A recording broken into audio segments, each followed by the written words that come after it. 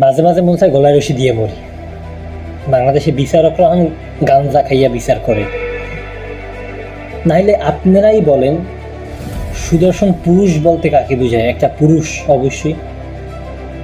মানে এই যে বিচারকরা যে একটা হিজলারে সুদর্শন পুরুষ হিসেবে অ্যাওয়ার্ড দিল, যখন কথা এই ভিডিও যদি সে দেখে তাহলে হয়তো আমার নামে মামলা হবে, আমার অনেক কিছু হইতে পারে।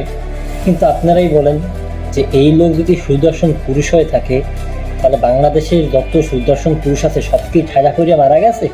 হ্যাঁ, মারা গেছে। মানে আমার মাঝে মাঝে চিন্তা হয় যে আমার মাঝে মাঝে আসলে মানে মরিয়া যাইতে মন চায়। কারণ হচ্ছে ওনার মতো যদি মানুষ, হ্যাঁ ঠিক আছে আল্লাহর সৃষ্টি সবাই সুন্দর, কিন্তু ভাই ওনার স্পেশালি অ্যাওয়ার্ডটা কেন দেওয়া লাগবে? ওনারা যে কলাটা ধরাই, মানে অ্যাওয়ার্ডটা যে ধরাই দিচ্ছেন ওটা কেন ধরাই দেওয়া লাগবে? ওনারে প্রচার করা লাগবে বাংলাদেশ সুদর্শন পুরুষে মিয়া হাজিরা মিহারেন। এই আমরা কি দেখতাম তো খারাপ? আমাদের কলাটা, আমাদের অ্যাওয়ার্ডটা কই? হ্যাঁ, আমাদের অ্যাওয়ার্ডটা কই?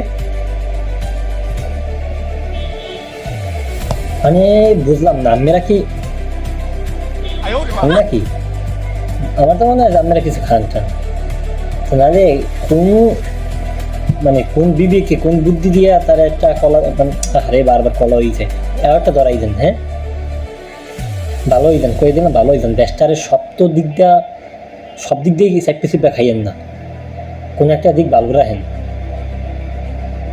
আমরা যদি দিতেন বাংলাদেশের সুদর্শন নারী হিসেবেও তার অ্যাওয়ার্ডটা, তাহলে হয়তো একদম সুন্দর মতো পারফেক্টলি হইতো।